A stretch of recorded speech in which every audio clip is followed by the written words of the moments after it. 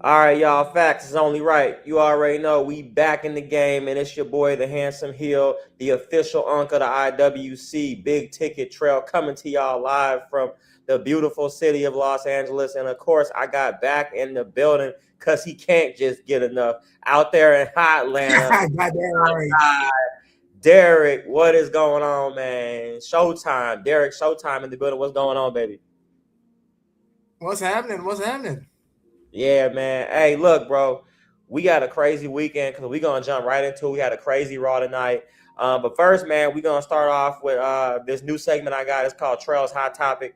And my hot topic that I want to talk about this week, man, is unfortunately, we got, a pandemic in the IWC called casual wrestling fans. And I really can't stand them, bro, because it's like these casual fans be forcing hate onto the product, which makes a toxic fan base. And I see them on social media a lot in the comments. They're crying about the product. They don't like Danhausen. They don't like some of the booking. They blame everything on Triple H. And before I get in deeper with that, let's talk about, for those who don't know, what a casual fan is. To me, at least, what a casual fan is. Right? A casual fan is somebody. Obviously, they know of WWE. They obviously have watched the product before, so they're not oblivious, but they not locked in, bro. They're not locked in. Like, if you ask them, the last show they saw was like a month ago, or maybe even 2 months ago, or maybe maybe sometimes they just sporadically watch. Maybe sometimes they don't even watch the weekly shows. They don't watch SmackDown. They don't even know anybody on NXT because they don't watch NXT. All they really watch is like the PLEs, and that's sometimes. And maybe they keep up with some of the social media posting from the news pages. That's it, and the clips on YouTube. That's a casual fan because you're not locked in. Like me myself, I speak for me. I'm a diehard fan. What makes me a diehard fan? First of all, I'm 10 WrestleManias in. I'm gonna say it again for y'all hard of hearing. I'm 10 WrestleManias in. That's 1-0. Okay, and my current streak goes all the way back to WrestleMania 39. And if you're asking yourself, yes, I'm gonna be in Saudi Arabia. Yes, I'm gonna roll in on that camel. Yes, I'm gonna be in the desert for number 11. Okay. First of all, not the camel. Yeah, I'm gonna ride with the camel. I might have a little head wrap. You know what I'm saying? Do a little thing. You know what I'm saying? Got my little robe. I'm doing my thing. It's number 11. I got to put it out there. Let them know 1-1, number 11. Ain't nothing. Something slight. You know what I'm saying? I'm just a WrestleMania veteran. Matter of fact, after this Saudi Arabia show, I'm going to go ahead and change my bio like to Mr. WrestleMania. Mr. WrestleMania. Mr. WrestleMania. But anyways, what are you trying to say? You're on the streak, sir? Yeah, I'm on the streak because Undertaker had to give it up, so I picked the mantle up. Now I'm on the streak. You know what I'm saying, baby? 10 WrestleManias in. Y'all can't tell me nothing just off that, but I ain't even done. So what else makes me a diehard fan, right? What else makes me? So investing into the product. What is investing into the product, right? That is buying merch. Buying merch. And I ain't talking about, y'all go to the little shows and the little bootleg man in the parking lot talking about he got t-shirts for $10 and to hit them up on Zelle. No, I ain't talking about that. I'm talking about y'all up at the merchandise. Taking Shawn Michaels' name, Mr. WrestleMania. Oh, God. Yeah. But y'all at the booth, like right now, I got on the WrestleMania 42 edition. You know what I'm saying? Go on and get that. WWE Shop Official. Ain't no bootleg right here. You know what I'm saying? Go on and get that. It's on sale right now. For a lot of y'all could be out there struggling. Go on get that. Go on get that on sale. You know what I'm saying? And you might be like me one day. You know what I'm saying? So anyway, so that's just one thing. And we just lost Derek for a little bit, but I'm gonna keep on going. So that's one thing. When you buying merch, he's back. But anyways, that's buying merch. We back? Oh, he's back. I got you. So that's buying merch. So we covered buying merch, attending live shows. Speaking of live shows, on average, I'm at, and this is a slow year. This would be considered a slow year for me if I attend less than maybe 9 to 10 shows. Less than 9 to 10 shows a year, that is a slow year. Like if I was to hit 5 or 6 shows a year, that's considered a slow year for me. A slow year. So I say I am a live event fanatic. We barely in May, and I've already lost count of how many shows I've been to. I don't know. It's already double digits. It's already double digits. Well, okay? WrestleMania week helps you out with that. Of course. But even before that, like I was already deep in. You know what I'm saying? I'm getting ready to go to an indie show here in a couple weeks. It's nothing. So I'm doing this across the board. WWE, TNA, you know what I'm saying? AEW, indie shows y'all ain't even never heard of before. You know what I'm saying? I'm at that shit. So again, live event fanatic, Mr. WrestleMania, Mr. Merch, Mr. WWE Shop, you know what I'm saying? Mr. Clout, Mr. Steal Your Girl. I'm all that. You know what I'm saying? So this is what makes me a die-hard fan. This is what makes me a die-hard fan, because y'all gonna be like, oh, he's saying he a die-hard fan. So what makes him a die-hard fan? I just told you what makes me a die-hard fan, right? When they drop something, I'm in it. WWE Club, I'm already on the list. I'm already on the list for WWE Club. When it comes to, obviously, the ESPN app, I was already on top of that. Years ago, when they dropped the network, I was already on top of that. I was signed up day one. Whatever they do, I'm right there. I'm on board. I'm on board. That is what makes you a fanatic, a diehard, loyal fan, okay? So I can speak on this. So the casual fans don't do any of this. And even when they do watch, they don't even contribute. So the funny thing about it is y'all talking about, oh, and then you want to get on social media and make this announcement, oh, well, I'm done with WWE. I'm not watching no more. Nobody gives a shit. Literally nobody gives a shit. TKO doesn't even know you exist. I'm going to tell you why they don't know that you exist. Because most of you saying this, you don't even contribute to the metrics. And what I mean by that is the fact that you steal the show. You literally steal the show. You use VPN to watch these shows on Netflix when you shouldn't be doing that. So when you do that, yeah, you get to watch the show, but you don't count towards the actual metrics. That's the thing. So you're stealing the show. Again, y'all don't buy merch. You don't go to shows. Most of y'all don't, because you can't afford it, or you're just a casual fan, so you don't want to invest in it, whatever it is. Okay. So you really don't, like, what have you contributed to the numbers? So even if you say, oh, I'm leaving, okay, yeah, you stop watching, but they don't even know that you stopped watching, because you out here stealing shows on VPN, so you don't even count on the metrics. Their numbers are going to stay the same because y'all don't count, because you stealing TV on VPN. So for you to come online and make an announcement, or I'm leaving, like, literally, when I say that, that's not me like giving my opinion, like saying that nobody cares. Literally nobody cares. You don't exist on a metric scale. You don't exist on a metric scale. That's just what it is, because you're stealing VPN. So yo ratings don't count. Literally. I'm telling you how that works. That's not me trying to talk down on y'all. Like, no, I'm telling you, like, literally, that's how that shit works. You know what I'm saying? So you're wasting your own time when you get online and you're commenting like, oh, I'm leaving, I'm doing this. Like, okay, you didn't affect nothing. This is a $1 billion company, and you have to be like spent out of your mind to really think that your opinion matters, that you and a few other clowns leaving or not watching are going to affect the metrics. That's crazy, because the people like me who are diehard fans, we're going to keep coming to shows. We're going to keep buying the merch. We're going to buy the action figures. We're going to do the meet and greets. We're going to do the on location. We at the WrestleManias. We at the pay-per-view. We're doing all that. So it doesn't matter. You know what I'm saying? This is not Monday Night Wars where the company was on the edge of whatever, and then maybe a few people shifting around would have made a difference. We're way past that. This is a $1 billion juggernaut, a $1 billion machine. Okay? You don't think the NFL be having people like, oh, man, I'm tired of NFL script, I'm going to start watching. Okay, cool story, bro. Super Bowl still going to happen. Stadium's still going to sell out. Doesn't matter. Jerseys getting sold. Same thing with the NBA. Oh, NBA scripted, I'm going to leave. Okay, don't matter. They're going to get their money. Every industry has these people that think for some reason they matter when you don't. You're trying to boycott or trying to stand against a billion-dollar machine. It's not gonna happen. Like that's ridiculous.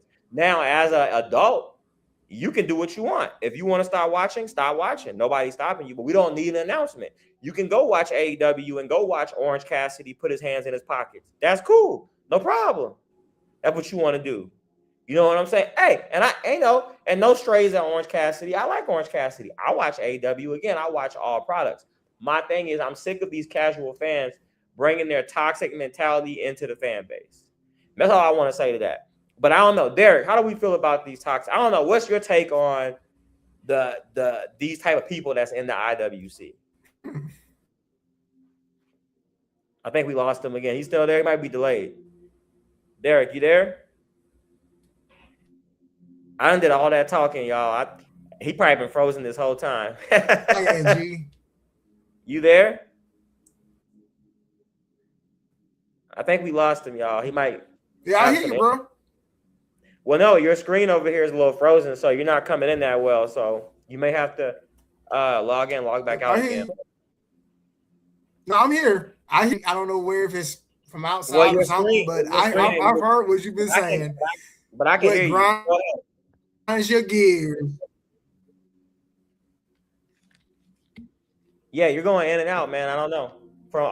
I mean, at least on my side, you are. Uh-oh. Hold on. Let me see something. Yeah, we'll wait to get Derek back, folks. But anyways, I'm not going to, these casual fans, I'm really sick of you guys. Like I said, I don't know if you guys want attention or what. It doesn't matter.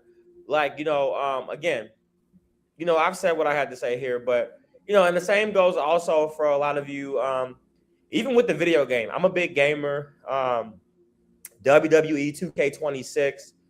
Same thing with you guys complaining about the mode. You guys spent the money, you bought the game, and then you don't want to play the game. You want everything given to you for free. You don't want to have fun and unlock things, all this type of stuff. Complaining about My Faction mode and a bunch of other stuff, which I love My Faction, by the way. Awesome mode. It's a good challenge. I like it. I like to be able to play for things and earn them. For the most part, the most important parts of the game, 2K has given that to us. Well, those of us that have bought the special edition. So, but anyways, I was waiting for Derek to get back, but I'm gonna jump on another topic anyway. But yeah, that's all I'm saying. Like, you guys, I don't know, just too much toxic shit in the IWC that I'm just sick of. So I had to say something about it. Obviously, it didn't just start. It's been going on for a while, but especially with the Danhausen hate. I'm trying to think of what else you guys have been complaining about. Again, blaming Triple H for the booking.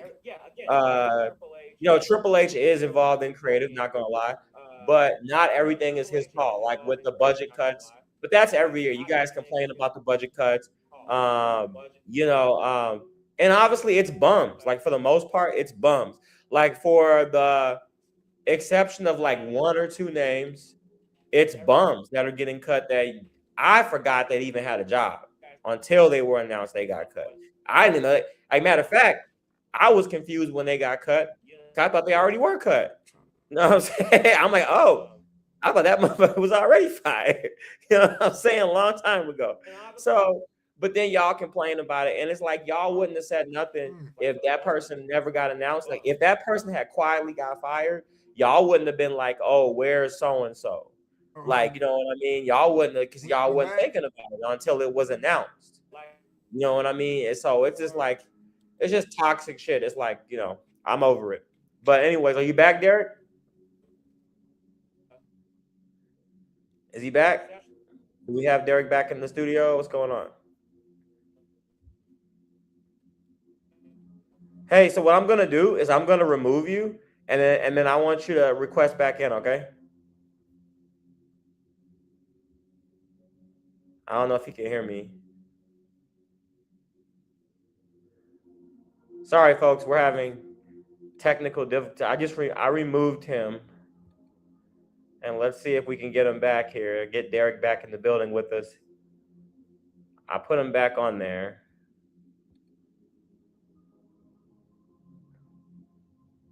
So, dude, I'm gonna kick you from the studio, but then I want you to request back in, okay? So we're gonna be without Derek for a little bit until he can get his stuff back right. But anyways, so I'm gonna go solo here, guys. So it's what I do. So I'm gonna go on to the next topic while we're waiting. So of course we had Backlash this past weekend. John Cena made an appearance, a cameo appearance, and he announced that he'd be doing what's called the John Cena Classic. And I was out live for the event at a venue, so I didn't really catch all of what he said, but I know that for the gist of it, what I got from it was that what I gathered is that to me, he's going to be coming up with this tournament or this event called the John Cena Classic. And basically us, the fans, are going to be able to vote who's in the John Cena Classic. We're going to be able, I think, to vote for the opponents. And also what I gathered is that even if certain superstars don't win their match, they still have a chance to win with votes because they showed the most heart, or they showed the most whatever skills in the ring. So we'll see how that's going to work. He did not announce when the John Cena Classic would be, but it sounds very interesting to me. It's sounding something like a Worlds Collide type thing. I say that because I know that he was saying that there would be like an NXT versus main roster thing going on. I kind of like that. There's a couple of guys that I wouldn't mind seeing, go head to head with some folks that we have on the main roster. Yeah, that would be pretty dope. So we'll see how it pans out. Also, he said there'd be a new title introduced. So the winner of the John Cena Classic would get this title. We have not seen the title. We don't know what it looks like. I know we all have questions like, is this going to be like a title that's going to be on the line all the time? Or is it going to be like a title that once you win it, you only defend it at the next year's John Cena Classic? Because he did also say that this is an event that he would like to have yearly. But I think that's pretty cool too. So honestly, it reminds me a little bit of a mix of NXT Worlds Collide and also a little bit of Taboo Tuesday mixed in there with the fans voting. I was just about to go with that, yeah. Eric back in the building. He's going to speak on that. What's up, man? What's happening? Yeah, I was just thinking about that. You mentioned Taboo Tuesday. That's exactly what I was thinking with the John Cena Classic. Okay, we finally get the fans involved. Fans have been wanting to voice their opinion for so long. So here's their opportunity to shout to the rooftop of who they want to see compete. They did it with the John Cena Retirement Tour tournament. So here's their second chance at getting their voices heard. Yeah, exactly. I do like that. And speaking of that too, during his appearance, he also addressed, something that's been lingering since his retirement. Of course, a lot of fans weren't happy with the results of his match with Gunther, and he addressed that. That was a pivot, by the way. That was a pivot on his part. Yeah, and he made some very good points about how that night set up a lot of the things that we see now. Like he spoke about how that match pretty much put Gunther on the map. How also we saw Obafemi during the tour that put Obafemi. Obafemi went from debuting to walking into WrestleMania against Brock Lesnar, and Cody Rhodes. Yeah, and a few other stars that we saw that are now pretty much on key to be big names in the future. So he made some really good points there. Personally, the only thing is I was kind of surprised that the last match was at Saturday night's main event, because I don't see Saturday night's main event as being a major show. But then again, if you think about back in the day, what they did with Saturday night's main event, being that they only had the main four back then, you basically just use that as a bridge to tell long storytelling. So if you're going to have your WrestleMania, your SummerSlam, your Survivor Series, and your Royal Rumble, and then you only have, two in between, then your Backlash and your now Clash of Italy or Clash of Paris, you're going to need something in between because you no longer have that December pay-per-view. So you kind of need something to bridge long storytelling until your next big show. Yeah, yeah. And I think people like me were looking at it like, well, because back in the day, Saturday night's main event really wasn't considered to be a super big show. It was kind of like, oh, okay, yeah, we're gonna have like something, like we're gonna have good matches, but it was like kind of like you said, like a bridge show. So I think a lot of people were surprised when you put something as big as John Cena's retirement on that show. You know what I mean? I think. Well, that way, I was surprised myself. We didn't get a pay-per-view for it, but cable television, it was high rated, so it must have done something right for Peacock and WWE to air that, and then that be the end of their networking business partnership. Yeah. And then also the Goldberg retirement was there as well. So, I mean, it was just something different. But he was right. Everything he said hit on the head. But to get back on topic, like I said, we don't know. I mean, obviously, we're going to get details on this John Cena Classic pretty soon, I would assume. And maybe we'll get like a belt reveal soon as well. Maybe that could actually happen at the Clash of Italy. I'm pretty sure here in a few weeks they might bring Cena in to announce that. Which I've noticed, like they've been using these John Cena appearances, and I mean I'm not mad about it. I feel like we're gonna get a John Cena appearance every PLE, to be honest. Well, you got a Legends contract now, so it kind of works. Yeah. Honestly, I don't think that he wants to be away from the product. It was just that he was done with the physical part of it. You know what I mean? Right, as he should be. 20-some odd years. Hey, it's time to give the body a break. Yeah. So it's cool. Like, and again, back to these toxic fans saying like that's something else they're saying. Like, oh, well, now they have to use John Cena to sell tickets. Like, nobody has to use John Cena to sell tickets, but it helps. I'm not mad if I pay for a ticket. I'm already there regardless to watch the show. But hey, if I can get a John Cena appearance on top of that, I'm not mad at it. I don't have to have it. Like, if you tell me like John Cena is not going to be there, I'm not going to be like, oh, I'm not going to buy a ticket. Like, that's just crap. But again, that goes back to these toxic, casual, so-called IWC fans who get on my nerves. But yeah, so there you have it. So more to come on the John Cena Classic. Maybe you guys can hit me up in the DMs and comment below, or let me know who you think should be in the Classic. Again, a very unique set of rules he put out as well with it. So we'll see what happens. But jump into I'm sorry. Go ahead, Jacob. I mean Jacob. Call you Jacob. Damn, dude. Go ahead. I thought this man Jacob. We don't have him on the show right now. We have Derek on the show right now. My bad. But yeah, Derek, what were you saying, man? Man, you put the gold chain on. What's going on here? You came up with the. Did you get dressed during your reconnect? What's going on here? Well, anytime you got me, brother, I feel like I had to up my game a little bit, shine a little bit like the star I want to be, you know what I mean? So, but nah, I think if you do this John Cena Classic, it should mirror what he did for his last chance tournament. Oh, okay. Yeah, for sure. Because he was saying like also, not only could you vote in, because while you were gone, I was saying that like not only can you vote in for this, but you're able, like, even if like let's say like the person, like one of the superstars don't win their match, they can still advance somehow because you can vote on like how good they did or whatever, how much heart they showed or something like that.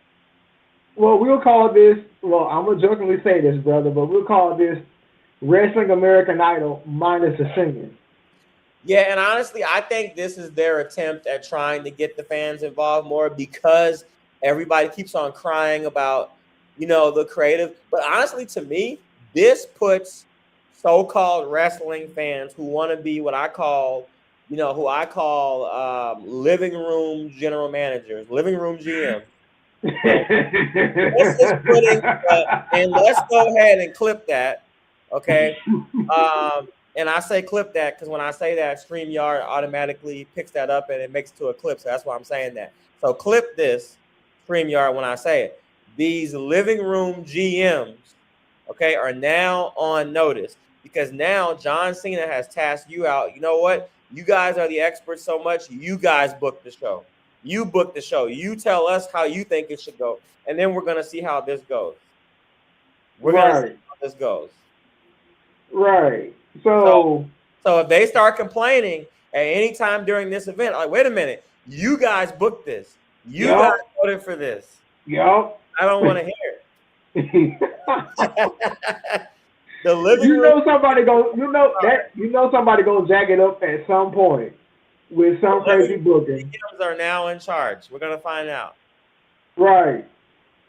But what I was gonna say is, hey man, look, we gotta get into this Backlash recap. So hit a few points here. First of all, we opened the show big and we ended it big.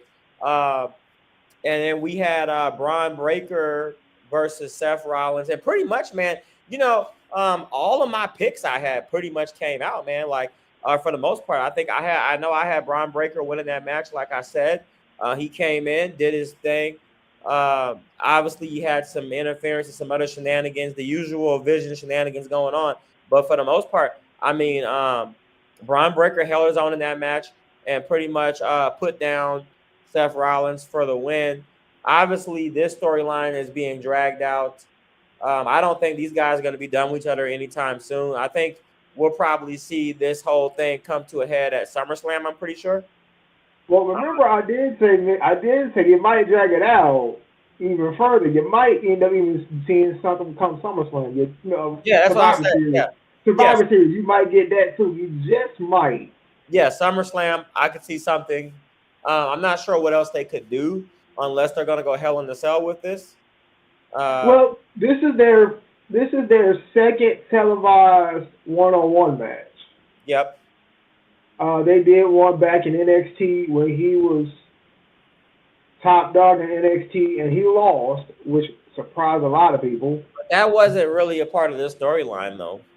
Well, it wasn't, but there was that's the history that they brought back up to it, being that it was the biggest win of Braun's career. So, according to Michael Cole. Yeah. I mean, we're sitting in May. They just had that match at Backlash. I don't know. I don't want to say. I mean, I don't want to be a hypocrite and sound like a living room booker, and also say. But honestly, bro, I mean, I love both of those guys, and their matches are great. But maybe I feel like right now it's only slightly getting kind of stale, a little bit, a little bit. I feel well like. Now with the interference of the rest of the division and what happened tonight in the 6-man tag match, the wild cards are Austin Theory, Logan Paul, and the Street Profits. And I don't know. I'm just not a Street Profit guy. Well, I'm a Montez. You're a Montez guy, right? We know that. That's what it is, man. I'm not taking it seriously because they have Dawkins in there. Jesus. I know you, like you said last time, he's being carried, but like, what more could you do to put them over? Because what? Montez and Dawkins were on NXT live shows, and at one point they were looking like they let themselves go, according to some video clips that went viral of them being out of shape. Yeah.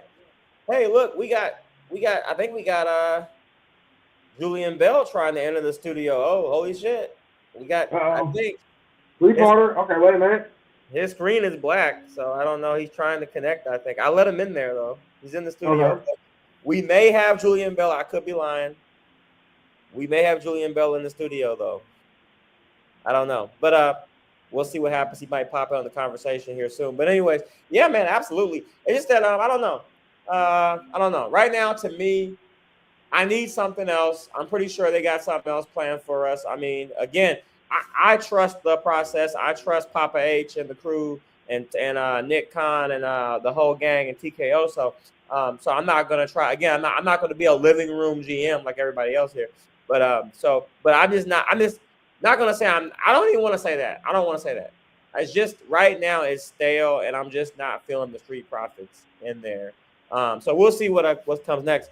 And then what else do we have here? Io Sky finally program with Asuka. Now this whole thing with Asuka obviously ends up like I said, losing that match. But at the end of that match, Asuka turns face and makes up with Io Sky, which led the IWC shortly after to start rumors that Asuka could be retiring from the business.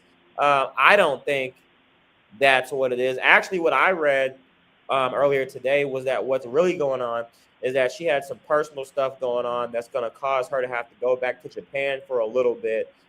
Maybe, obviously, with her being as close in real life, backstage with everybody, I'm pretty sure everybody backstage has more information than we do. So I think that whole emotional ending that we saw was because of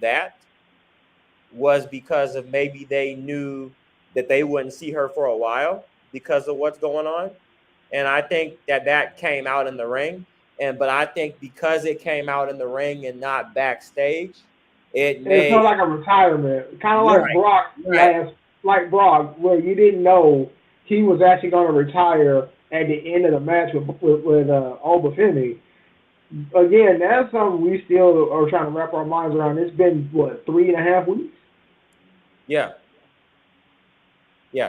So, well, the Brock thing, we'll talk about that at some other day. I think Brock will be back. We'll see, though. Well, I don't know. But I know with Asuka, I've also heard the other side of it. I've heard that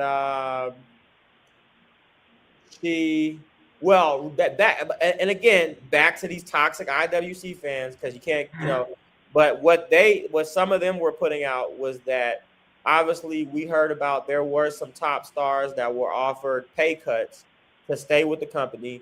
Some of them, like already we saw what happened with New Day, declined and left the company. So they're saying that she's one of those top names that didn't want to take the pay cut and that she's leaving because of it on her own accord, which I don't believe that. I mean, it could be, but I don't think that's what it is. I believe the first story, which is the personal situation. Because I'm about to say she's still relevant. Yeah. Some don't believe that. Who was it that said they don't believe they deserve the spot that they're in right now? I believe that was Bully Ray that said Becky Lynch got stale. What? Man, yeah. I love Bully Ray, but that's crazy. I have to listen to more of his stuff because he's on Busted Open Radio. Yeah. Which Busted Open Radio is very unique because Busted Open Radio actually runs 24/7, which is crazy. Exactly. Because they have different people running the pods. Right. And so basically, he Yeah. was just saying, I don't know where Becky goes. I mean, she's been on top for a minute. Now she is like putting people over while still trying to maintain her status. And I guess you're running out of people to work with. I mean, I'm glad you're letting the NXT women's division kind of come up a little bit now onto the main roster, because once you've done your story with AJ Lee, that was the dream match story. Not really. She just started a brand new program with Sol Ruka. No, that's what I'm saying. That's what I'm saying. But like, you had a story with Bayley and Lyra Valkyria, and then that ran its course, and then you're like, okay, who's got to come now? But she's still the Intercontinental Champion. Yeah, she is. But I believe, based on what I was hearing Bully Ray say, I think he was mentioning that this might be her last go around. I don't know if she'll re-up with WWE, maybe. I mean, it'll be fun. I mean, honestly, she's had a Hall of Fame career. So even if she was to leave, like, that's fine. I mean, not leave, but retire. I don't see an issue with that. But I think I disagree with that completely. I'm sorry, guys. I'm texting Julian right now. I saw him pop in the studio, then he popped out. But yeah, I disagree. I think she's having an amazing run. I think she's very successful right now at not only keeping herself on top as the reigning, 2 times now, right? Twice Intercontinental champion. I'm sorry, 3-time Intercontinental champion.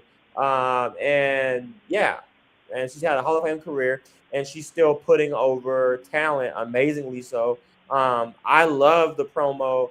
That was one of the biggest highlights for me from last week's Raw was the promo between her and Sol Ruka, minus the fact that Sol Ruka botched the Soul Snatcher. But that's okay. That's okay. It happens. But it was still fine. They edited it out this week because they played the package back and they showed the second attempt. They edited, which we knew that was going to happen. I noticed that, and that's fine. That's great. I love Sol Ruka becoming even bigger. I was already a Sol Ruka fan over at NXT. Becoming a much bigger Sol Ruka fan. Now she's on Raw, and I got to meet and take a picture with Sol Ruka at WrestleMania weekend, so that was awesome. She's a very nice person. She's totally on top right now already. So yeah, like Bully Ray. I got no beef with Bully, but that's one of those takes that I'm just not gonna. I'm gonna have to disagree with that take from Bully Ray that time around because that's crazy. And I just added Julian Bell back to the stage here again, trying to get him still here. Julian, are you there, buddy? Can you hear us? I don't know. We can't hear you, man. I don't know what's going on with your stuff over there. So I'm sending him a message real quick, guys. I see you in the studio, but I can't get you. I see you in the studio.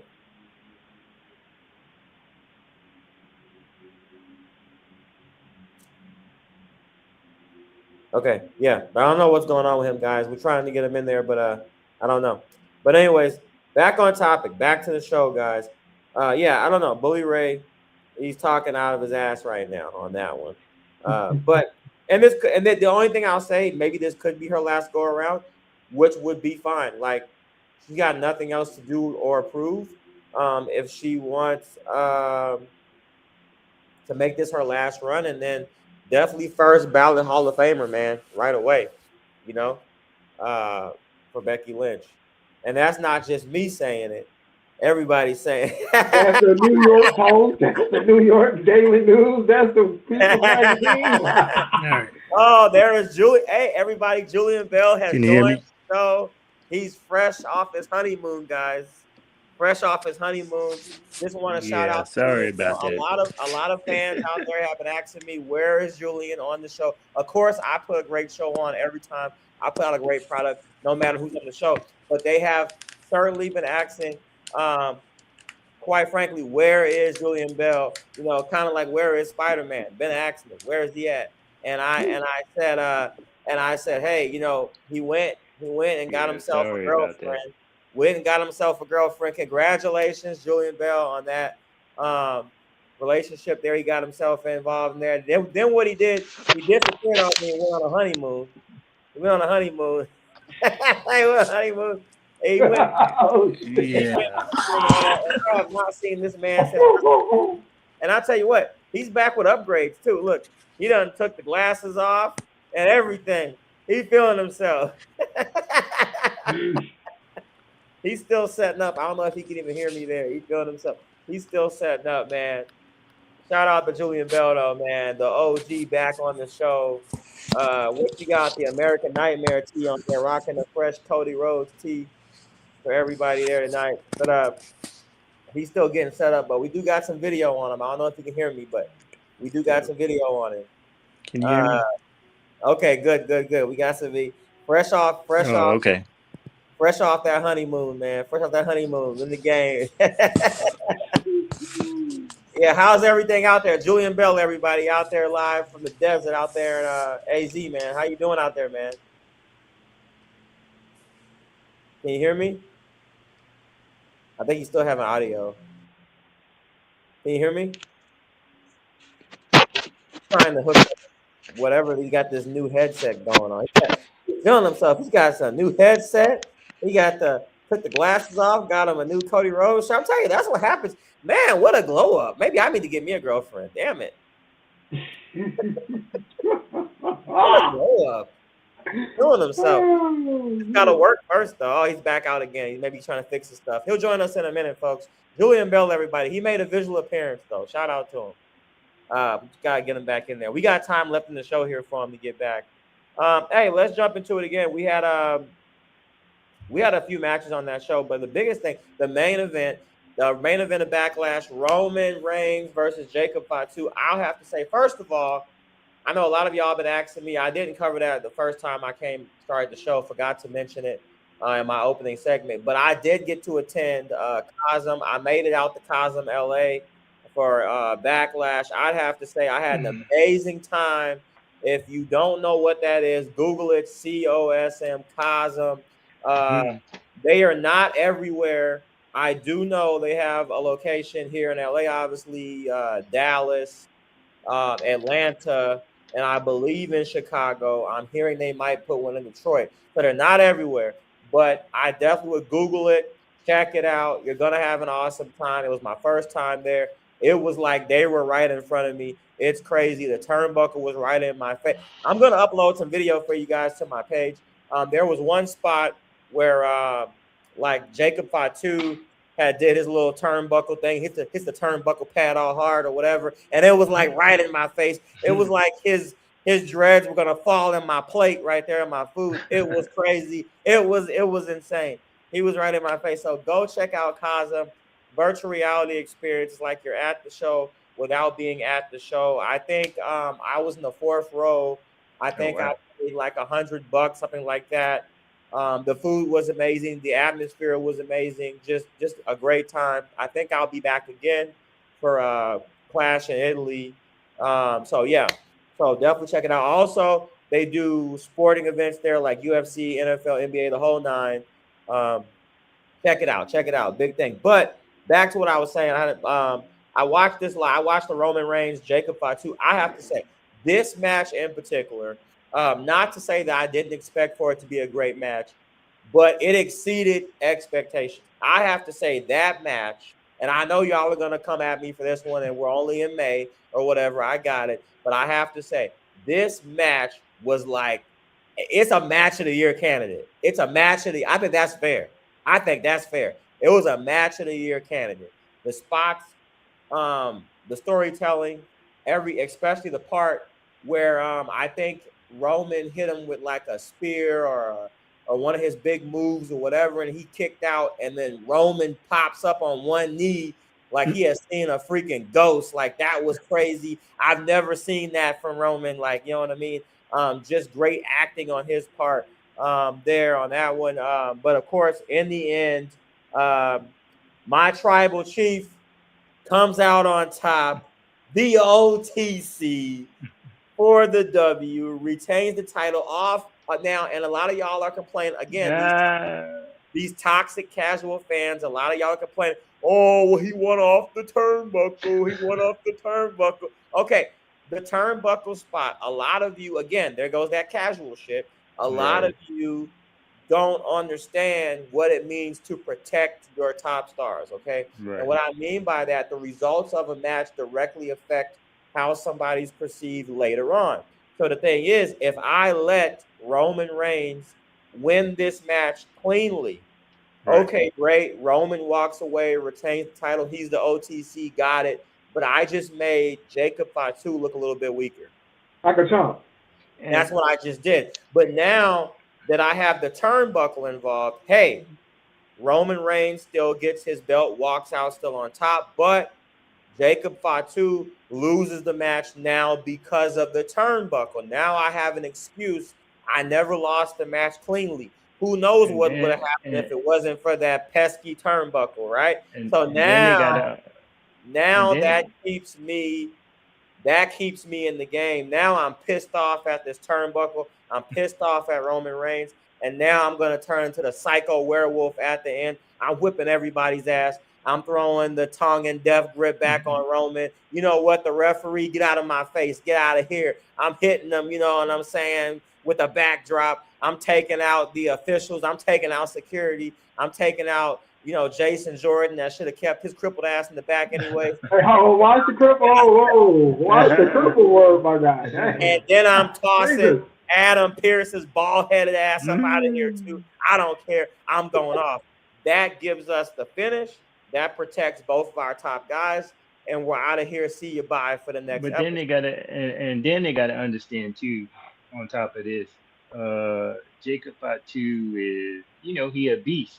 So at the end of the day, how else kind of you're portraying, okay, Roman Reigns has to take this animal down. You know what I'm saying? He got to take this beast down. So that exposed turnbuckle was there to help him defeat Jacob Fatu and take him down. Even though he could have did it the regular way, that just saved Jacob Fatu, as Exactly. y'all said, from being kind of showed up a little bit.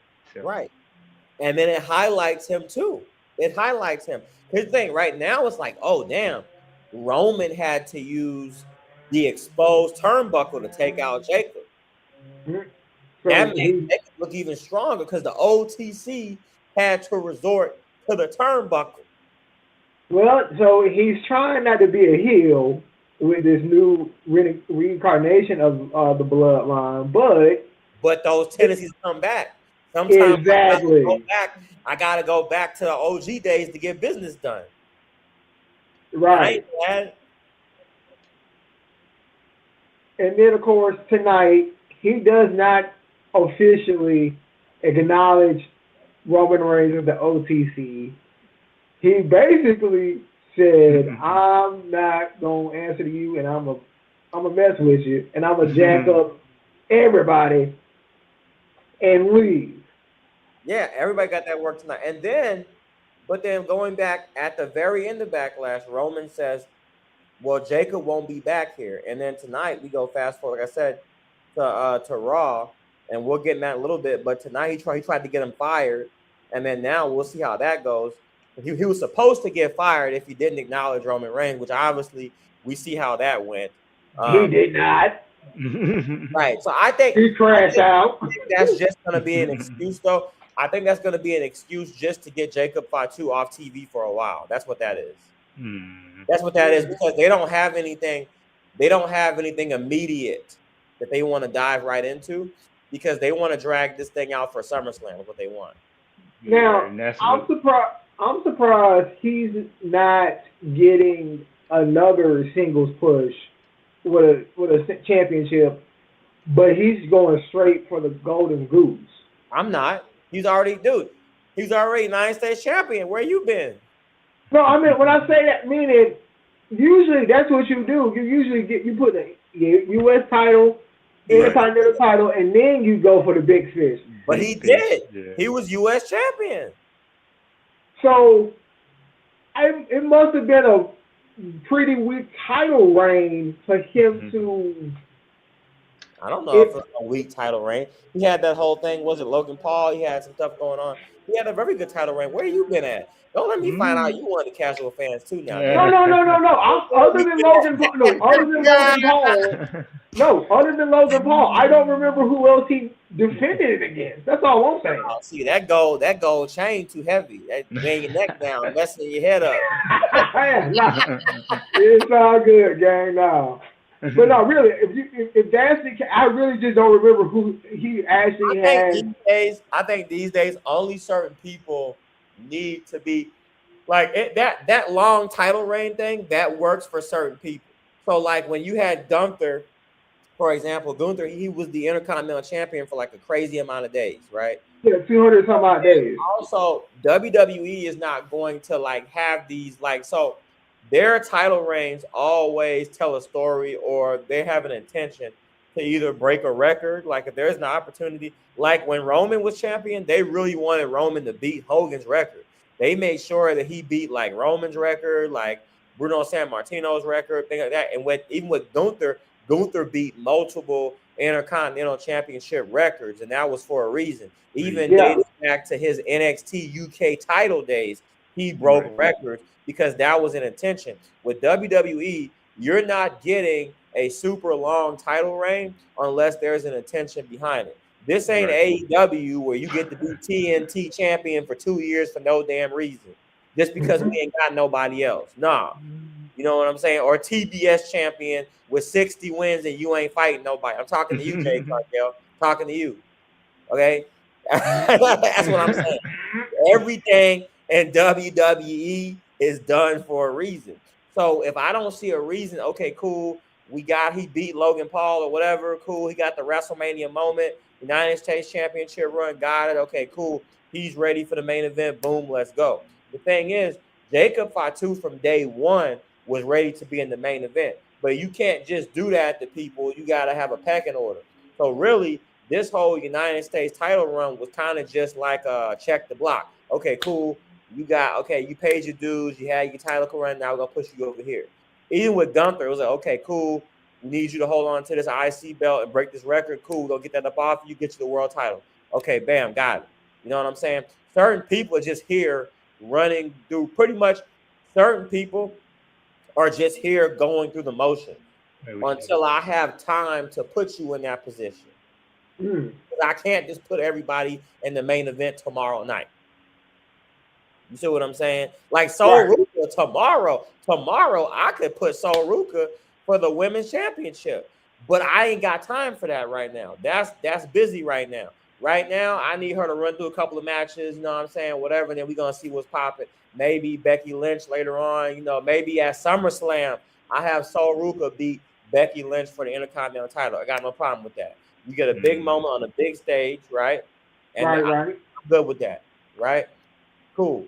Maybe next year, 2027, Sol Ruka main event. Why not? Let's do it. So just see where they at. Give them a little bit of taste. You see, this is WWE where things make sense, not AEW, where all of a sudden, you know what I'm saying? I might turn on Wednesday night. It ain't even a PLE. It's a Wednesday night, and Tony Khan has an announcement that somebody that I ain't never heard of a day in my life is about to fight for the world title. That's ridiculous. Who is first of all, why is there a world title match on your weekly show? And who is this dude? What is even happening? I'm gonna say so AEW, I know what their formula is. Their formula is what WCW used to do. Give you weekly big time matches just for you to get drawn in for the pay-per-view, and just because you like AEW like you did WCW, you're gonna watch it regardless. And let me ask you this. What time did WCW come on now? It don't. Oh, okay. Okay. It don't. Okay. Speaking of that, let's do this. This week, billionaire Ted Turner passed away this week. So R.I.P. Ted Turner. R.I.P. Big time businessman here in Atlanta. Yeah. Right. PBS, the whole Turner Network, even WCW. So let's make this a dedication for this episode for him. Because if it wasn't for him, we wouldn't have had the Monday Night Wars. Let that ride. But let's dedicate that to Ted Turner. Because now this is the Derek count, I guess. No. But no, respect. He's right. Ted Turner, R.I.P. Ted Turner. And let's do that. This episode dedicated to Ted Turner. I really forgot. My apologies, y'all. No disrespect. Forgot to shout that out. Big time respect to Ted Turner. But like you said, this formula is the reason that they ain't on TV no more. Right. That's what I'm saying. So apparently it wasn't that great. They're not on TV no more. Okay. So again, WWE, everything is in a system and it makes sense. Okay. But like I said, this main event for me, it was I'm not saying it was the match of the year, but it got to go up there for at least nominated. It got to get nominated. When they go do the Slammy Awards, that's got to be up there. That's got to go. Okay, so your that would be one candidate for match of the year. Who would be the others? You about to say something ridiculous. Every time you start looking up in the sky. No, I'm asking. Who would be the next match candidate of the year for WWE if that's one of your choices? Who else will follow in suit? I mean, was it Cody Rhodes and who was that at WrestleMania? What was it? No, that was Cody and Randy. Yeah, I'm gonna have to go Cody Rhodes and Randy Orton at WrestleMania. That was good. No, I take that back. That probably the other match would probably be CM Punk and Roman Reigns at WrestleMania. Roman Reigns again. Roman Reigns in every damn match. But Cody, you know what? Y'all saying that shit because y'all don't like Pat McAfee. Who don't? It is. Who don't? Pat McAfee's out there for 5 seconds and y'all complaining. Pat is funny and entertaining as hell. That's Anybody that said they don't like him is insane. Y'all being petty about that shit, boy. They don't want to. Not this one. They don't want to give Pat not a goddamn thing. Pat get his flowers, damn it. Fuck that. Yeah, he ain't gonna be back. He a bum anyway. But hater. But anyway, let's talk about it, man. The Raw recap. We're finally here. So backstage, we saw Asuka and Io Sky having a moment again, another emotional moment. And like we said, Julian, before you got on, we're talking about it. I don't think I've heard that she's having some personal stuff going on. Yeah, that's gonna have her going back to Japan, but it's not her leaving the company or nothing like that. Yeah, well, she signed. She supposedly signed a multi-year deal with the company, but it's not for sure. How long. They just said it's a multi-year deal that she did sign. So yeah. I'm quite sure she's going to take care of business, and then she'll probably come back to the company, when she get ready to come back. Hold on, man. I gotta ask, what you got right there? Is that a mic that's hanging right there? What is that? Right here? Oh no, this is just my lamp. I be like a mic. I'm like, he done got a mic too. That boy, I told him before you got on. I told him that he done went. I tell you. I told him, I was like, look, if that's how you come up after you get I'm gonna go get me a girlfriend. I said, look, he done went and got it. Like I said, he done took the glasses off. He done went and got the new headset. I was like, he done got the Cody Rhodes tee. That motherfucker, you know what I'm saying? I was like, man, I didn't know who he was. I said, who done stole Julian's camera? Somebody done stole Julian, to hack Julian's account. That ain't Julian. Hey, look, he went from Julian to Julius, motherfucker. I said, who is this? Who is that? He done glowed up, boy. He done glowed up. Look, he's smiling for no reason.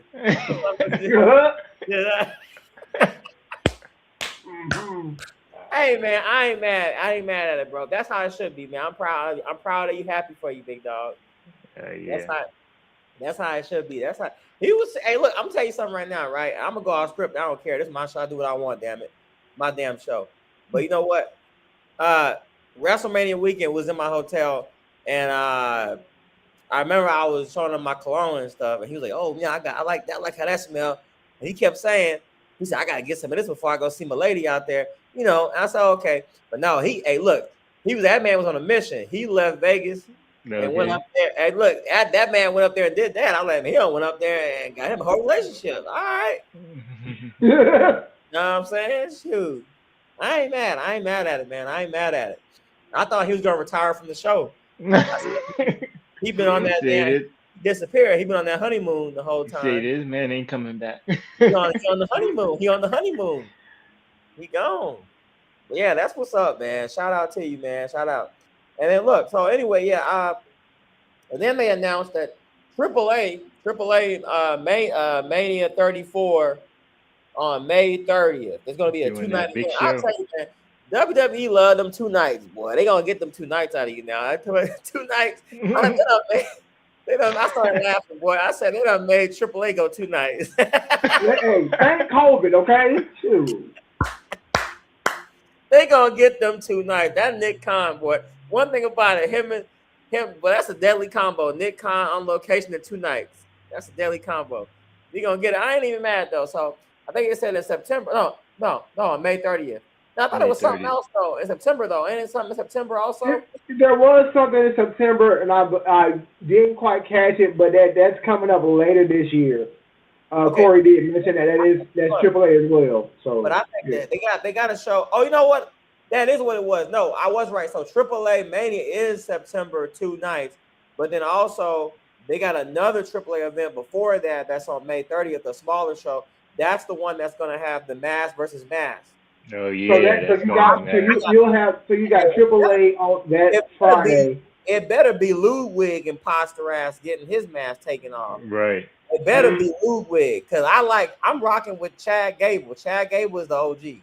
Chad Gable's the OG. Yeah. We've been wondering where Ludwig's been. Like, him and the Creed brothers. You know that's Ludwig up under there. Stop playing. I'm just saying, the fact that they got them impersonating Mexican wrestlers now. You take that shit off. Damn, that's Ludwig, I like Ludwig Kaiser, the character. I like that by itself. I feel like they could have did something a little bit more with it. I mean, of course, I think what it was because he was too connected to Gunther. Mm-hmm. Oh, you had to separate him for a little bit. And Gunther don't really need nobody, but he could have separated from Gunther, and he could have changed the gimmick a little bit. But he was fine by himself. Honestly, I would have probably sent him back to NXT for a little bit. Could have. They did do something. They did something with NXT a couple episodes ago, and I thought we were going to get a reveal then of who everybody was. Well, like I say, somebody got to take that mask off on May 30th. I hope it's going to be Ludwig, because I like the original OG. It's the original OG Americano. So we're going to see what happens to that. I'm watching that. Check out AAA on May 30th. And then tonight, of course, we had Javon Evans beat Rusev after they got into it. And honestly, at this point, man, send Rusev ass back to goddamn AEW. Yeah. They're not doing nothing with him. Ain't nothing. They weren't doing nothing with him but at this point, he's a filler. Is what he is. He's a filler because he's somebody where you need an extra body in a match. They had him in that not Money in the Bank, but was an Intercontinental ladder match at WrestleMania. He did pretty decent. But and again, I didn't expect him to win that match. But my thing is, like, I don't see any direction for him to actually go anywhere and do anything, because even now it looks like they're gonna have Ethan Page pretty much skip the line. I mean, I'll tell you one thing, man. Ethan Page is that dude. I have to say, Ethan Page got it. That's one of those what I call AEW fumbles there, because and honestly, I wasn't paying no attention to Ethan Page in AEW, none. But then when he popped up in NXT, I was like, okay, we're gonna see what they do. But I mean, he popped up day one on NXT. No, you gonna give me an NXT World Title match? What? At episode 1, and then he won it, and he won that thing. I was like, okay, you know what I'm saying? Then before you know, I would say this: if he, I didn't know he's Canadian, so if he wins the Intercontinental Championship, it'll almost be like dominant Canada wrestling again, Heart Foundation type deal. You kind of got a good Canadian wrestler now that can do their thing. Yeah. I mean, it's gonna happen because NXT rolls in, he gets that title, then he got the North American title over there. Then he went to AAA and got that damn mixed title with Chelsea Green. Then he rolled, then he jumped over, and he back over here. He gonna get the Intercontinental title. That's crazy. If you think about the amount of titles he's already won in a short period of time, that's crazy. I'm all with it. Hey, look, all I know, I'm on Page. He got me singing the thing, ego. He got me. I'm in there. I'm in there. You know what I'm saying? Gotta kill him with a smile. Gotta kill him. Does he get? So since he didn't do much in AEW, like y'all said, does he get? I don't know. I don't remember what he was doing at AEW. I think he was. I don't think he was doing. I think he was in that faction. He supposed to have been in. I think he was. No, he was in that damn faction because it's fucking 30 factions in AEW, but he was in the Nightmare Factory bullshit along with what's the other dude, man, that used to be in there with him, the little dude that man. I don't forgot his damn name, but he was in there with you know what I'm talking about? Yeah. What's his face? The little dude that was friends with Cody Rhodes. Marco. It was a Marco stunt or not him. It was the other little dude. I forgot his damn name. But he's with the Nightmare Factory though. His ass. So do we get world champion Ethan Page on the main roster? Yeah. We definitely get that. Here's the question: who's the champion? But who's gonna be that world champion by that time? Oh, it ain't gonna be Roman Reigns. I get you saying right now, those titles is wrapped up with big names right now. But that's not gonna last that long. I mean, so you got Cody Rhodes and Roman Reigns. The thing is, Roman Reigns is on such a prestigious level. You really got to be careful who you even put him in the ring with nowadays. Right. You see what I'm saying? Like, you can't just have somebody come up in there. You know what I'm saying? So, but eventually Roman gonna leave, and that I think they setting the stage for that. They're setting a stage for a WWE without Roman Reigns. That's what they doing.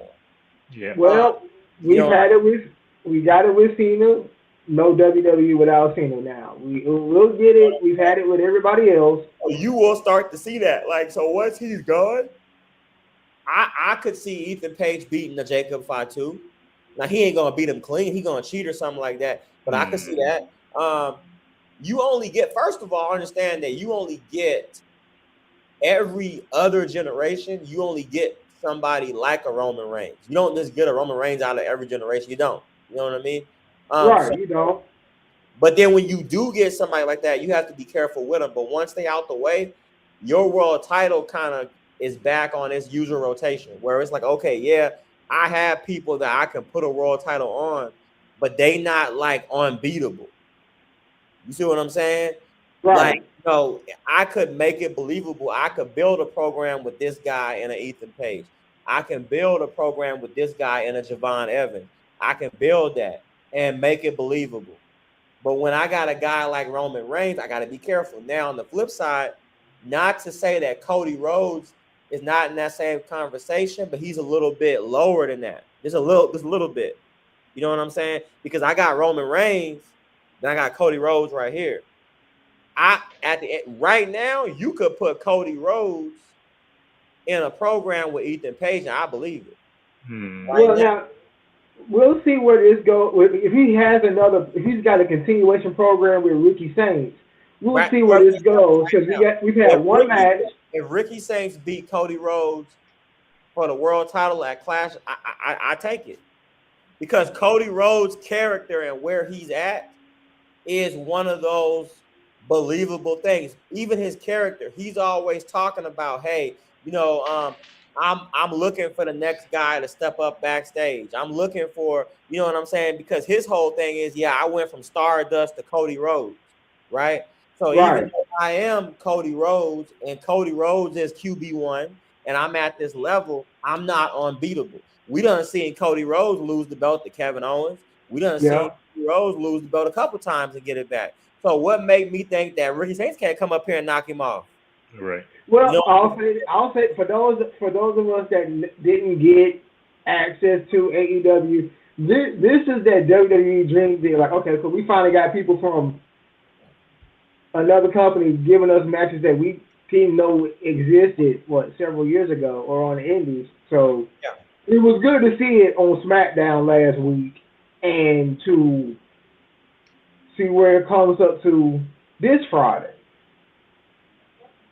Yeah. Exactly.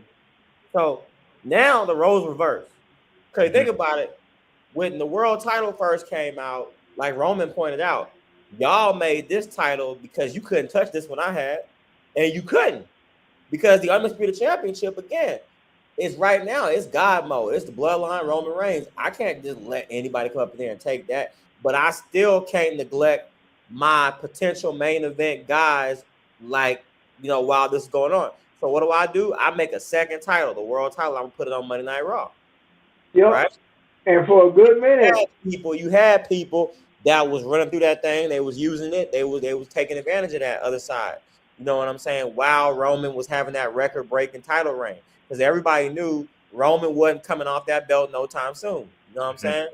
So now it's been reversed. Roman got the world title on Raw. He got it locked down. He ain't coming off that title no time soon. But over on SmackDown, that Undisputed title, Cody Rhodes could lose that title. He could lose that. And so, like you said, we got Ricky Saints, post WrestleMania.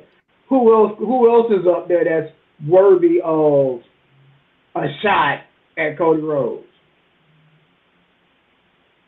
Damian Priest, but that's over on Well, he's a tag team champion at this point. But nobody care about that shit. No way. No. Right. He never really got a rematch or another shot. So Yeah, I can see Damian Priest. And Drew McIntyre, but he taking time off though. Film for film, right? But I'm sick of his ass anyway, so he don't need to come back. But yeah, we gonna see what else we had going. Let me go back to my notes, man. I'm over here on Instagram and doing all the other shit. But look, we got Dirty Dom, Dirty Dom, Dirty Dom, Dirty Dom, retaining the AAA Mega World title over OG Americano. And I'm just a big Dirty Dom fan. Matter of fact, and I'm mad y'all greedy bastards bought all them damn Dirty Dom shirts out WrestleMania. You motherfuckers. I couldn't even get it online. I'm gonna go back on there and get me. Matter of fact, I'm doing that tonight. At the end of the show, I'm ordering me a Dirty Dom shirt. I'm gonna find one. Damn it, y'all. What about try ProWrestlingTees.com? Huh? Try ProWrestlingTees.com. Nobody want to buy that fake ass shit. Mm-hmm. And make sure don't you promote no more fake shit on my show. Make sure. Hey man, hey, I'm trying to get me a brand deal. Damn it, make sure y'all go to WWE shop and get that on sale right now. Don't listen to this motherfucker in the corner. Now make sure you can get you a winner take all right now. It's on sale, $15 right now on sale. Don't get that. Don't get that. And then my boy Julian rocking the Cody Rhodes. Show him the Cody Rhodes. Rocking the Cody Rhodes. Shop. Go on and get that. That's real merch now. Now, Derek, you can't come on the show wearing no fake shit on my show, Derek. Oh no! I'm not saying. I'm just saying for those that can't find anything on any wrestling shop, that's the one that everybody should go find. Wait for it to come back and stop. you know how some do. Get on Amazon. That's why your skin gonna burn off. Put that shit on. The whole shit gonna fall off. Whole chest gonna fall out. Talking about some. Nah, actually, you know what though? Some of them sites be straight though, but I don't know. I like my man. It just feel different, bro. I'm telling you, this WWE shop shit. Tell them, Julian, this shit be comfortable. It be feeling different. When you got the real shit on, bro, it be feeling good. Like right now, it feel like this T hugging my ass right now. I like it, man. I saw the Rhea Ripley shirt you had on. Oh, you like that? Yeah, the Rhea. Yeah, I told you. I went shopping when you left. I went up in that WWE shop. Come on now. I mean, hey, look, well, I must have walked out with 2 bags, and then I bought, they had the Seth Rollins chain, the little gold with the S. Oh, with the S. Oh, I got that joint too, and I bought the last one they had at the booth. Oh wow. Yeah. Matter of fact, I bought it off the display. I was like, yo, can I buy that one? They was like, yeah, let's bag it up. Bag it up. But look, got that. Matter of fact, and see, I got it still. I ain't even put the packaging yet, bro. I gotta I gotta put it up. Matter of fact, I'm gonna have to put it on. I told Derek, hey, Cosm got me in the chokehold now. I told him I'm gonna have to go up at Cosm. Hey, look, I'm gonna have to go and throw the Seth Rollins chain on for the Clash of Italy. I'm gonna have to go and flex on him one time. But you know what though? They be flexing up there too, man. Because when I went up there, I'm thinking like, okay, this not really a live. I mean, I'm watching it live, and I know it's a whole, virtual thing. And I knew it was gonna be other fans there and stuff like that, whatever. And I knew you might see people like wearing like t-shirts or whatever. Okay, cool. But no, folks be up in there like, folks be showing up like they at a real event, bro. It was folks showing up with they belts. People brought their belts to the bar. To the concert. I was like, hold on, man. I'm in line. I turn around, Buddy got the spinner belt on. I said, hold on, man. I ain't know he was coming like that. Don't tell me. You said you got on stage, bro. Is that what you're trying to say? Because I thought, I had on my merch. I had a t-shirt on, but I said, you thought it was gonna be laid back and chill, right? Because I said I ain't gonna come like that. Cause I mean, yeah, we not there. We not in Tampa. We just at the we at the dome. We're cool. Whatever. I'm gonna wear my t-shirt, put little shades on, maybe get something to eat. No, I turn around. Oh, y'all got belts up here like we at this motherfucker. I said okay. You done got challenged. Got something for all y'all watching right now. I got something for y'all asses at Clash of Italy. Don't worry about it. Don't worry. I said okay. Cause got called out. Yeah. Don't make me go up in the closet on you. Oh man. And Julian know how I do. Okay, you gonna bring it out? I pull out that suitcase now. I said, oh. I said, that's how we doing? Because I wasn't even going to do y'all like that. I said, okay. Now I'm going to have to go and get the Seth Rollins chain out. Now I have to go and get, okay. I'm going to see y'all for Clash of Italy. Don't worry about it. We 11, that's okay. We 11 a.m. start time. They better have some brunch on that damn menu. Let me get pancakes. It got me up early and shit. You know what I'm saying? It's all good. But yeah. But anyway, no, I had a good time with y'all out there, man. For all y'all listening. I know a few of y'all I got to meet. A few folks, I had a good ass time out there. And Julian, like I was telling, and I apologize for some of y'all watching and listening live, because I know I'm repeating some of the same stuff, but we didn't have Julian on earlier. But I was telling Derek, man, hey, bro, it was a whole vibe, man. Like, it was good. The food was good, everything. And then, man, what I was going to say, they be doing everything there, but they be having Patriot games there and everything. Oh, wow. Yeah, like, so you go to the Patriot game, it's like you at the game. I got to do a Patriot game. Oh, yeah. I got to do a Patriot. Man, I told him, man, imagine Drake May throwing a touchdown right in my lap. Oh, shit. But like I say, my luck is I'm going to go to that shit. When we lose, I'm going to be mad as hell. I'm be like, damn, we done lost the game. I had a good time, but I'm mad at the same time because my team ain't won. But you know what I'm saying?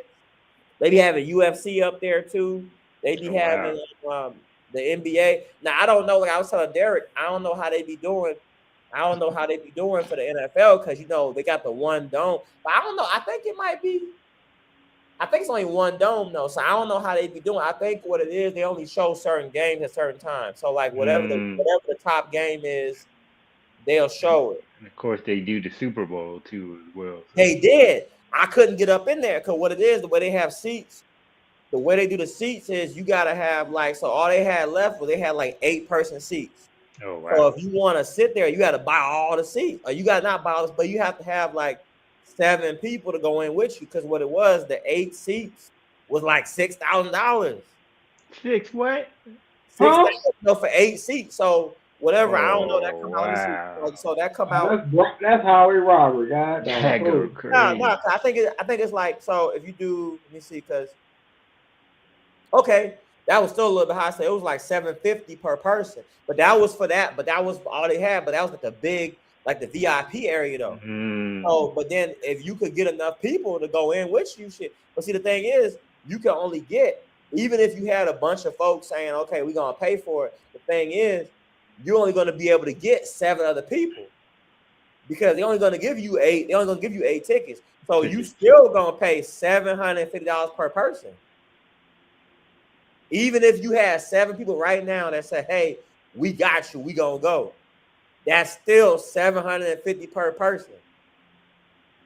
So that's how they was coming at us. Now, I don't know about the other seats. I'm pretty sure they had other seats that sold out that was cheaper. But what I'm saying, that's what they had left. So I couldn't even get up in there. I was like, okay, but I see how they do because they had a pre-sale, but that was my fault because I had missed the pre-sale. I had got busy. And I was signed up for the pre-sale, but I didn't get a chance to get back on there. But this year, bro, I'm on that pre-sale. You got to go on that pre-sale, and then you get in there and get whatever you get. But I think the cheapest ticket might go and probably be like, shit, that shit probably gonna be like $250.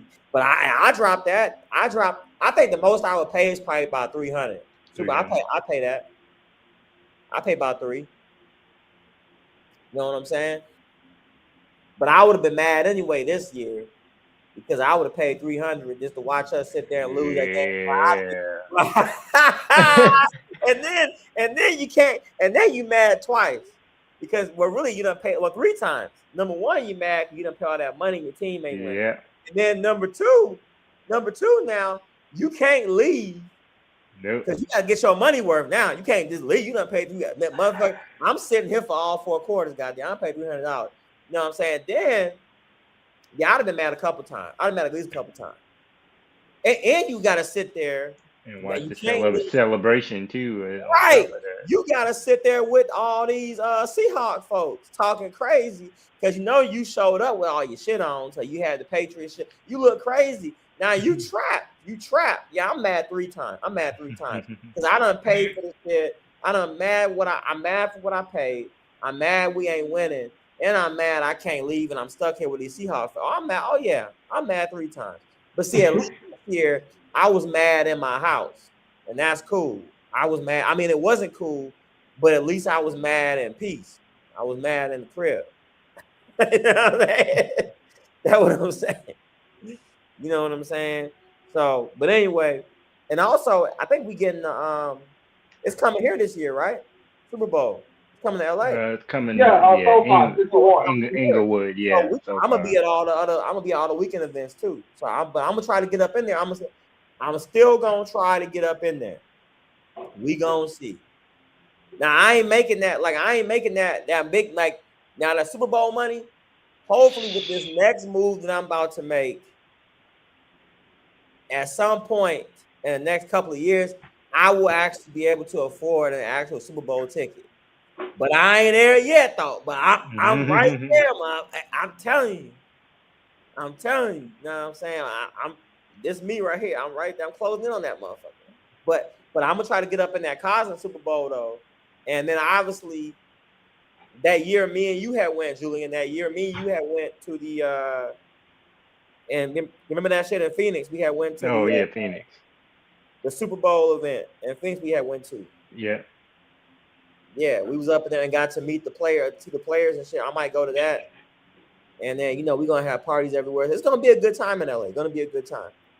But anyways, back over. I know we got our topic, man. You know how we do on the show, man. But look, hey, check it out. Then tonight we had Sol Ruka, man. She looked good against Io Sky. Io Sky got the win. But I will say, and I'm not critiquing or whatever, like, 'cause I like Sol Ruka, but I'm just saying, like, she had the one spot where it looked like she had a miscommunication. But then Io Sky kind of saved it because she kind of ducked her head back under and gave her a different spot. I don't know if y'all caught that or not. I caught that. Yeah. That was the finish. I caught that. That was ended up being the finish. She was supposed to hit it, but then got outsmarted by EO. So she rolled her up. Yeah, that was the actual finish. Okay, it looked like it was a little choppy to me, but it's cool. Again, I ain't trying to be one of them folks. Nah. But I mean, it's cool because I like it. I like it. I would have gave Sol Ruka the win though tonight. Maybe they didn't want to do that though so soon, but But if she gets a rematch with her down the road, I'm pretty sure she'll get one over on EO. Yeah, sounds like she wants to work. She likes the program that they're going to work with her, so she'll see more of it. Yeah, Sol Ruka, man. Shout out to her, man. She looked real good on the main roster, man. All these call-ups looking real good. But then, of course, at the end, man, check it out, man. We getting ready to close down here, but check it out. One more topic of the night. The big topic, man. Jacob Fatu crashing out 2 nights in a row. Tonight he does it again. Man, Jey Uso trying to talk to that man. He got headbutted about 8 times, taken out. Then Uso come running down. He got tossed over to the 3rd row. That's real crazy. And then that damn tongue and death grip, boy, they pushing that goddamn thing, boy. But it hasn't been seen since Haku, bruh. This man, whatever, man. They pushing that shit. And then Roman getting put through the table. And then, of course, he come back and take all 3 of their asses out. With the barricade goes down. He done took out Roman, Jey Uso, Jimmy Uso. He took out a cameraman. Might have took a fan out, man. Who knows? You know what I'm saying? He done took everybody out. So now we gonna see, because Roman said that if he didn't, now the whole point was, which we knew that wasn't gonna happen, but Roman Reigns has said that tonight Jacob got him. I guess I must have missed that in the contract sign. I didn't even know that wasn't. Nobody really knew what were in the details of the contract. They just signed it. They added on. Yeah, nobody ever said anything. Hold on, I don't remember no stipulation like that. I sure did. Right, there was nothing announced, but it was okay. So I ain't tripping. They done added some shit. Nope, you ain't. No. Okay, because he said, if he don't, if I win, he got to acknowledge me. So then he say, okay, we knew that Jacob Fatu wasn't gonna come out there and acknowledge no Roman Reigns or whatever. But I thought what might have happened is if Jacob Fatu maybe would have set him up, like came out there and pretended that he was gonna, play along, but then go off on him again or something. But no, he came up straight out there and was like, I ain't doing it. So it was never no smoke and mirrors, just straight up, I ain't doing it. And then he went ballistic again. So now I think what'll happen is they're going to have Adam Pearce fire him. And that's going to give them an excuse to have Jacob Fatu off TV for a while. And then maybe whatever your June, late June, July event. Well, now, let's see, you're doing Clash now. That's on June 4th. Right, you know what I'm saying? You're doing Clash now. I don't know if they're going to announce anything for June or July. They might be doing 2 months build-up just for SummerSlam. Yeah. But again, you're going to have Adam Pearce fire him. I would do something like this. Roman has Adam Pearce fire him, but then somehow Jacob Fatu end up challenging Roman Reigns. Honestly, you could have Jacob Fatu go through the family tree. Kind of how I think Jey Uso had did. You go through the family tree and you go talk to the High Chief, because the High Chief give you the okay to challenge for the Tribal Chief. And then we just talking about it, so you're gonna have that again. It's like it's like an unsanctioned thing where it ain't WWE. It's the High Chief is ordering Roman Reigns, like telling him like, no, you're going to give Jacob his match he's challenged you for the Tribal Chief position for the OTC, and you're going to give him his match. It's going to be a non-sanctioned some type of tribal theme, family. Tribal combat is what it was called. Yes, at SummerSlam. So here's the thing. Gives the excuse, because even though Jacob got fired, but this gives him the pass to still come back, because this is tribal combat. This is unsanctioned. This ain't WWE. This is tribe. This is a family business. That's what this is now. So with the passing of the head shrinkers now, those would have been the people that would have given the okay for this. I was going to say, Rikishi was going to be next in line to give the okay. Now you have him in the storyline now. Bring him in. Right. That would be a crazy pop. Imagine Rikishi popping up on a Monday Night Raw out of nowhere, or like even a PLE. That would be a crazy pop. And I'm gonna say this, since he's doing the bloodline part of it, I would say go to his heel persona that he did for like a good year and a half. Or shit, even the Rock giving the okay. Final boss. The final boss. Yeah. And we saw he was looking good. Like he ready to come back. I still seeing him at that Kevin Hart roast. I gotta watch that too. But It's on Netflix. It was hilarious. He done put that size back on him. Like he about ready. Shit. What you talking about? The final boss now? The final boss is among us. He walks. Final boss or Rikishi, somebody step up. Right. So it's so much shit they can do with this. I'm excited about this storyline with Jacob Fatu. I didn't think I would be that invested in it, but I am. So that was all we had, and then of course Raw went off the air.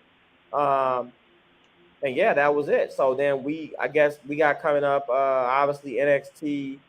Shout out to NXT, man. Shout out to Shawn Michaels, man, doing an excellent job. They pretty much cleared out his whole damn roster, man.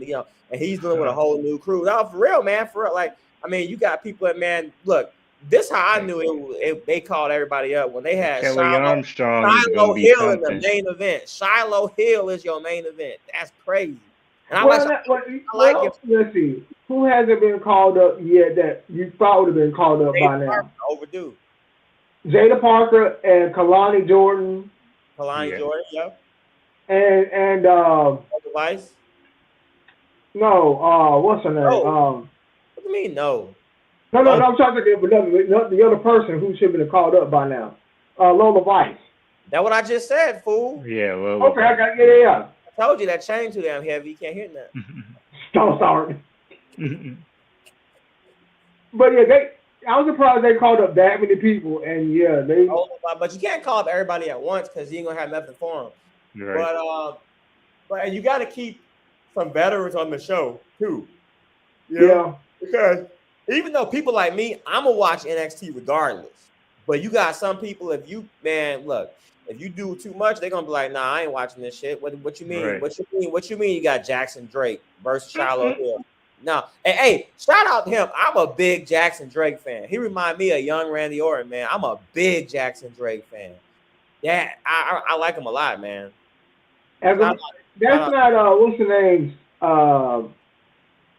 Significant other, is it Maxine Dupree? Is he talking about him, are you? I don't know, but I know I like him. He's the Evolve champion. I like him. I'm starting to like. I ain't gonna lie. I wasn't feeling Shiloh Hill's gimmick. I'm kind of like Shiloh Hill is giving me like a. He almost remind me of Bray Wyatt in the early days. Mm-hmm. But it's more of like a sillier thing. It's more. I don't even want to say it's silly. I think his character is complex. But you know what? He's kind of almost doing the same thing that Bray was doing with that whole. Remember, he had the Firefly Funhouse. Yeah.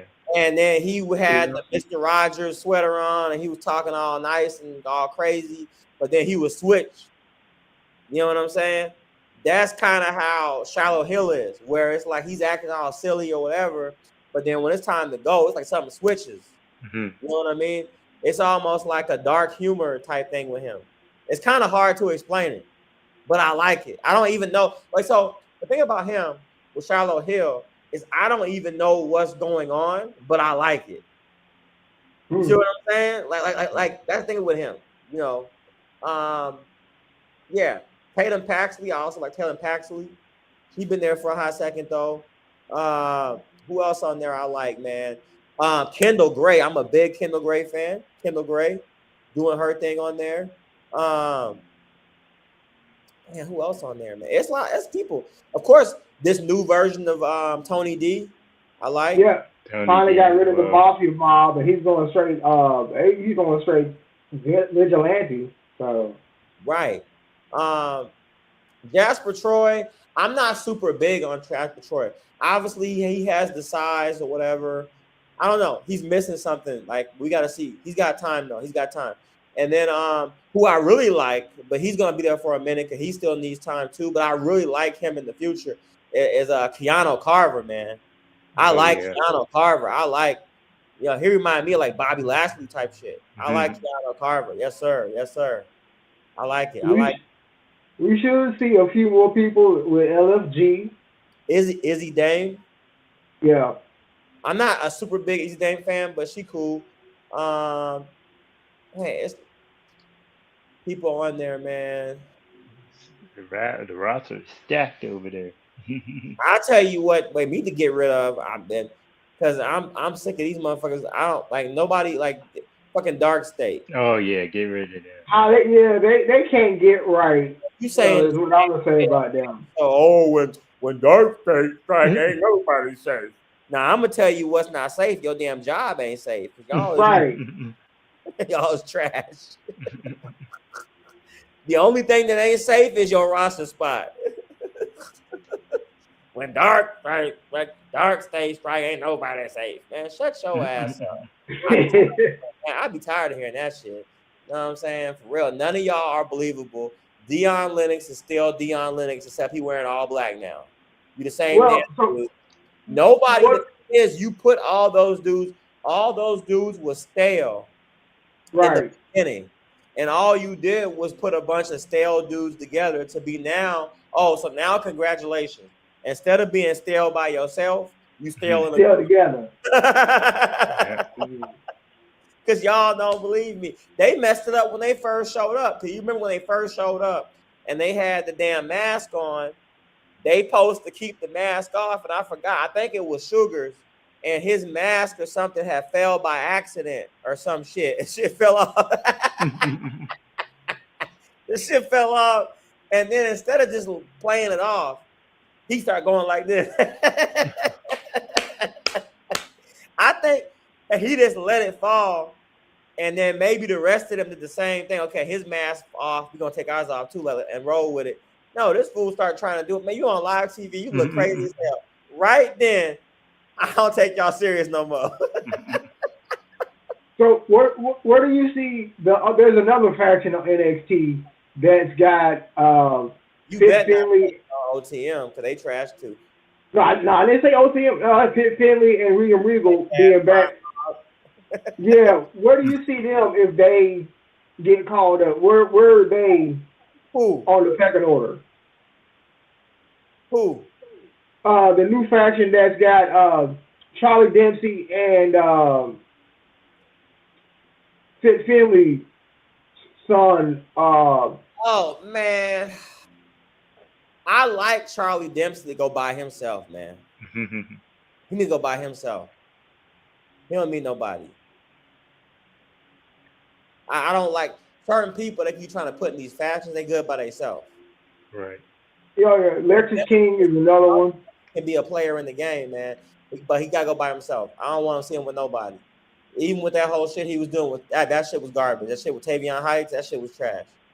And then the only faction that I like right now is Birthright. I'm rocking with That's Birthright. what I'm talking about, Birthright. I couldn't think of that, but that's what I'm talking about, Birthright. Where do you see them? Is he in Birthright? I thought. Yes, he is. I thought it was Lexus King though. Lexus King and who else? Lexus King and Charlie Dempsey are in Birthright together. Oh, yeah. In that case, okay, my bad. I had it mixed up. Okay, yeah, I do like that. I like Lexus King and Charlie Dempsey to go. Yeah, I like it. I like that. If I'm gonna go main roster, I'm gonna have to go SmackDown Tag Division because that shit needs saving. Okay, so that means you'll bring up. I don't even know who the champions. I don't know who they even are. Who the tag champions? who the tag champions? Nobody knows. No, wait a minute, because I thought who got them belts, man? For real, man, stop playing. Who the tag champion on SmackDown for real, bro? I was saying R-Truth and R-Truth and Damian Priest. Well, you see how I forgot. That's what I'm saying. I need fresh blood. You know what? I have Dempsey and Lexus King run up on Priest and Truth. Let's do it. So there's also something going on where Nick Aldis could be transitioning back into the wrestling role. I don't know what's going on with that, but you could end up getting Teddy Long coming back as a GM. I believe he signed a contract. I like that player. I like that. Well, first shit you said, the only place that Nick Aldis needs to transition his ass back to is right back to that damn desk. Talking about transition. You don't get your ass. Transition. Fuck out of here, man. Hey, I can see it. How about you transition some more tag teams? How about that? I can definitely see Teddy Long. Yeah, that's cool. And Adam Pearce making Raw and SmackDown actually fun. I can actually see it. Yeah, because Teddy Long will get us some tag teams. Hell yeah. And some views. Tag team match player. It's a tag team match player. As a matter of fact, are they going back to 2 hours soon? Like the next Hey, you know what? Hey, now he ain't got Taker no more. Now he gonna be threatening you with somebody else. That motherfucker tell you long. All right, player. So for that, now you going 1-on-1 with Oba Finley.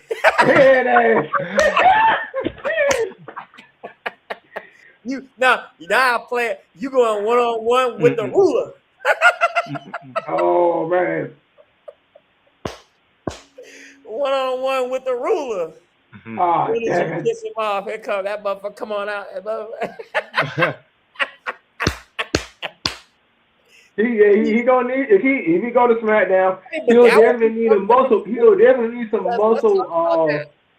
And I'm gonna close out with this. It's time for the final thought. We gotta close out, man. Look, we gotta get up out of here. Right before we get out of here, I want one more thing though.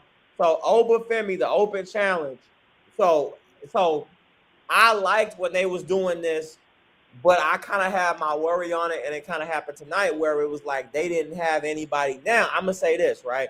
Now this is what was going on in the dirt sheets and on social media. Now I don't know how true it is, but if it is true, once again, the IWC messed it up for everybody tonight. Yeah. Because what they was talking about was that Ryback. I heard that. Ryback was going to answer the open challenge. I heard that. You know how Triple H be. Yeah. When stuff leak, he ain't going to give it to you. Switch it, yeah. And so I think what he said, you know what? Nah, we going to hold that. We're going to hold that, right? And so instead he said, okay, now we're going to just go off the hinge. We're going to have him go to the back and grab some random people and get up out of there. That's what he did. We still going to give everybody the Obafemi appearance because we already advertised it. So I can't pull him off the show. But I ain't going to give you. We gave him Los grab Angel and Los Humberto. Garza, yeah. Yeah. You done grab got squash. Hey, from catering. Friggin' they dress like two PE coaches and shit. Know what I'm saying? He done grab them from the back, toss them around, and we up out of here. That's it. But I think, and I'm calling it right now, I'm calling it Clash of Italy. You're going to have Obafemi come out there again for the open challenge at Clash. He's going to do it at Clash, and here come Ryback. Feed me Mo. Here come Ryback. I'm calling it Clash of Italy, bro. And I'm going to go absolute berserk because I'm going to have my favorite cocktail. I'm live at Kaza. I'm going to be feeling good, baby. Feed me Mo, baby. Feed me Mo. Bring them out. Bring them out. Bring them out. You know what I'm saying? I love to see Ryback. Been wanting to see him come back. I follow him on social media. I think now is a good time for him. All the people that he had problems with, they're gone. You know what I'm saying? That whole system is gone. You got the Triple H, TKO, Nick Khan system. I think Ryback fits that system. Love to see him come back. Now, I don't know what capacity it would be. I also don't think this would be a squash match at all. I do. Oh, it shouldn't be. No. Ryback, hell no. No. I do think that Obafemi will obviously win that match, but I think that you're gonna see Ryback give him some trouble there, and that's enough because even if you lose that match, you came back and you took Obafemi because now Obafemi is the bar. Obafemi defeated Brock Lesnar at WrestleMania, and Obafemi is the top guy. So it's like, hey, even if you can come in here and you can give Obafemi a hard time, that's a big deal. That still puts you up there. You know what I mean? So now I can take Ryback after this and put him against somebody else. Maybe I can even help bring back to life fucking Rusev. Maybe give me Rusev and Ryback. Shit. You know what I mean? So I think that's going to help out the mid card for sure. So I hope it's true. I hope we do get Ryback. But that's all I want to talk about with that. But I think that was just what it was. And I think overly right now, they don't really know, at least for right now, what exact direction they have for Obafemi right now. Because you already got Gunther tied up with Cody Rhodes. Yeah. You know what I'm saying? And then obviously Roman is busy with Jacob Fatu. So both of those guys tied up in a program. Jacob Fatu would be crazy against Obafemi. That'd be crazy. You know what I'm saying? That would be must-see TV. Forget that's what's happening right now. So I know it's not, but I'm saying that would be must-see TV. Forget the open challenge. Just give them a program and let them go at it. Right. But so right now, unless you're going, the only other person that I could see maybe going after him could be Rusev. You could send Rusev out there for the open challenge. That would be cool. Give him something because I'm sure he's going to want his pink slip and release and say, I'm out of here unless I got something I can sink my teeth into. Which he did. We did get a sample of that. You have now. If you have, I think about that. Now, what could have happened is you could have Bronson Reed come back after all that. That would be some shit. Hey, you know what? Bronson Reed would probably give over a run for his money. Yes, sir. And then he's talking about, there's another world champion contender right there. And I was gonna say maybe if Kevin Owens come back too. Well, now he did do a live video. I saw his video. He's still working his way back. Yeah, he ain't gonna. They're gonna. I mean, you're probably talking about early Royal Rumble at earliest. Probably so. So Anyways, hey man, thanks guys for coming on. That's all our time. This has been a long pod, but I ain't mad. We had so much. We had Julian back in the building. We finally got him back off the honeymoon. I'm talking about. So I thank everybody for tuning in out there in podcast land, here on YouTube Live, Spotify, or wherever you may get your podcast. Make sure you like and subscribe. Show your boys some love. And hey, look, until next time, y'all have a blessed week. Make sure y'all catch these shows. Don't miss out. Don't get locked out, like my boy Booker T like to say, baby. You know what I mean? So hey, shop with us, push us out there, get us out there, and we're gonna catch y'all guys next time. But until that time, on behalf of the Trell Count, on behalf of the official UNC of the IWC, Big Ticket Trail, and Jules Bell and Showtime Derek, we up out of here. Good night.